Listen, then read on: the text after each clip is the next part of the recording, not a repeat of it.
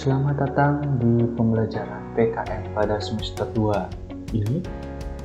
Untuk materi yang pertama atau bab yang pertama, kita akan belajar mengenai integrasi nasional dalam Bingkai Bhinneka Tunggal Ika.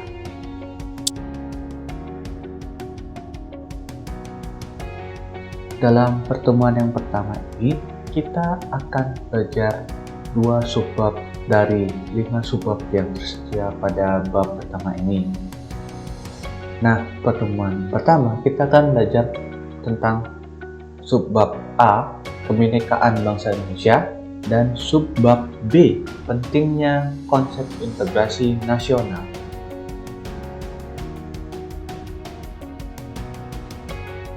A. Kebinekaan bangsa Indonesia. Indonesia adalah sebuah negara kepulauan yang sangat luas, terbentang dari ujung barat hingga ke ujung timur, dari Sabang sampai Merauke, dari Miangas hingga ke Pulau Rote, seperti yang dijelaskan dalam iklan produk mie yang terkenal tersebut.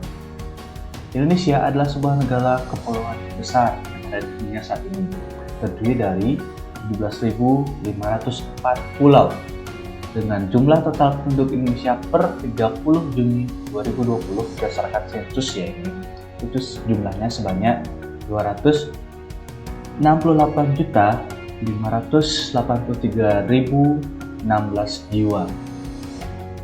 Indonesia juga memiliki banyak suku bangsa, jumlahnya yang tercatat adalah 1.340 suku bangsa dan memiliki 718 bahasa daerah, salah satunya itu bahasa Bali. Bisa kalian bayangkan bagaimana sih beragamnya Indonesia, bagaimana kebinekaan yang ada di Indonesia itu sendiri. Seperti yang sudah saya jelaskan tadi tentang kebinekaan atau keberagaman yang dimiliki oleh Indonesia, kebinekaan tersebut itu harus dimaknai masyarakat melalui pemahaman multikulturalisme dengan berlandaskan kekuatan spiritualis. Jadi dengan berlandaskan kekuatan sila pertama, yaitu ketuhanan yang Maha Esa. Perbedaan etnis, religi maupun ideologi menjadi satu bagian tak terpisahkan dari sejarah bangsa Indonesia dengan Bhinneka Tunggal Ika dan toleransi yang menjadi perekat untuk bersatu dalam kemajemukan bangsa. Ada yang tahu atau mungkin masih ingat apa sih Bhinneka Tunggal Ika itu? Kalau kita artikan dalam bahasa Indonesia, Bhinneka Tunggal Ika itu adalah berbeda-beda tetapi tetap satu jua. Sebuah kalimat yang diambil dari kitab Sutasoma karangan Empu Tantular. Selain semboyan Bhinneka Tunggal Ika sebagai alat pemersatu bangsa, kita juga memiliki beberapa alat pemersatu bangsa lainnya. Yang pertama, pastinya dasar negara Pancasila. Yang kedua, bendera merah putih sebagai bendera kebangsaan. Yang ketiga, bahasa Indonesia sebagai bahasa nasional dan bahasa persatuan. Yang keempat, lambang negara yaitu burung Garuda. Yang kelima, lagu kebangsaan Indonesia Raya, dan yang terakhir betul lagu-lagu perjuangan. Pada dasarnya, keberagaman masyarakat Indonesia itu menjadi modal dasar dalam pembangunan bangsa. Oleh karena itu, sangat diperlukan rasa persatuan dan kesatuan yang tertanam di setiap warga negara Indonesia. Namun, sayangnya, dalam kenyataannya masih sering ada terjadi konflik dengan mengatasnamakan suku, agama, ras, atau antar golongan atau konflik SARA. Untuk mempersatukan masyarakat yang beragam, perlu ada toleransi yang tinggi antar kebudayaan, sikap saling menghargai antar golongan, mengenali dan mencintai budaya lain adalah hal yang perlu diberdayakan. Jangan sampai kita merasa superioritas atau lebih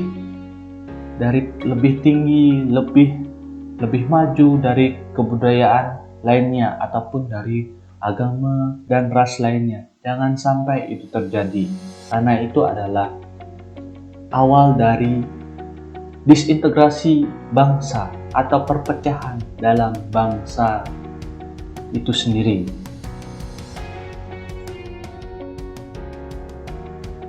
B. Pentingnya konsep integrasi nasional.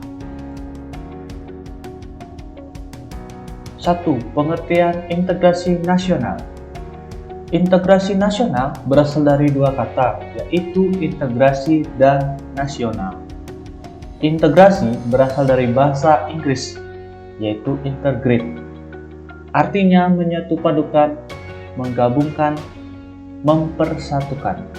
Dalam Kamus Besar Bahasa Indonesia, integrasi artinya pembauran hingga menjadi satu kesatuan yang bulat dan utuh. Sedangkan kata nasional berasal dari bahasa Inggris nation, yang artinya bangsa. Sedangkan dalam KBBI, integrasi nasional mempunyai arti politis dan arti antropologis.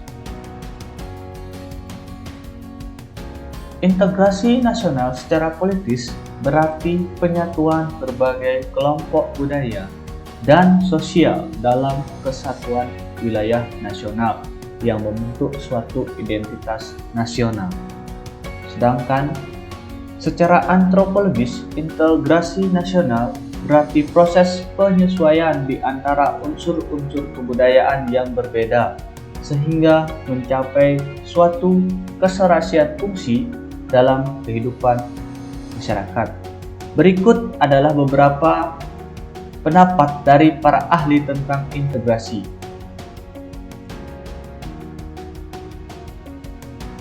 Menurut Howard Wilkins, integrasi bangsa berarti penyatuan bagian yang berbeda-beda dari suatu masyarakat menjadi suatu keseluruhan yang lebih utuh, atau memadukan masyarakat kecil yang jumlahnya banyak menjadi satu kesatuan bangsa.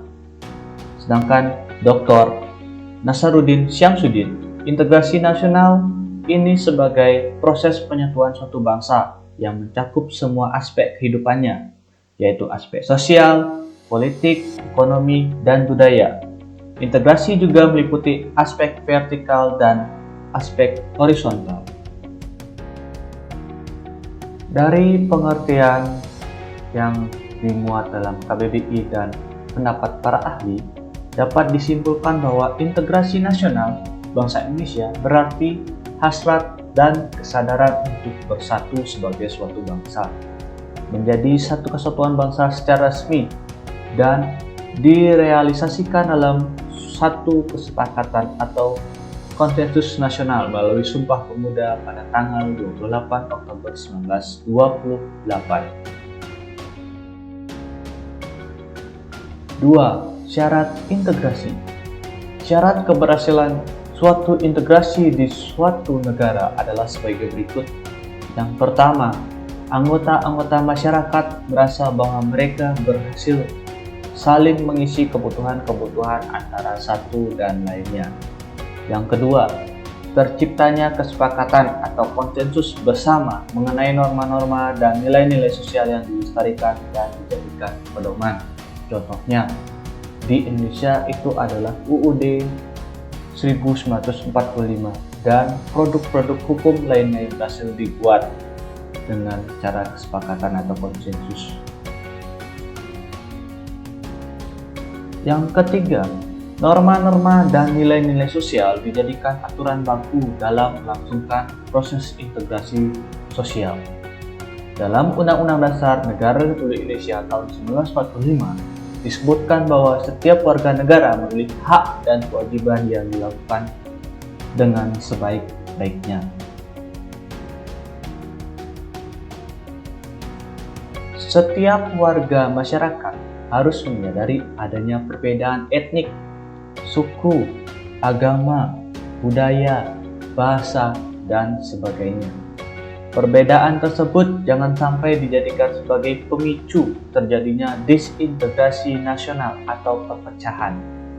Oleh karena itu, kalian harus memahami hak dan kewajiban dalam kehidupan sehari-hari. Berkaitan dengan poin ketiga syarat integrasi, salah satu kewajiban sebagai warga negara adalah menjaga integrasi nasional dalam bingkai Bhinneka Tunggal Ika.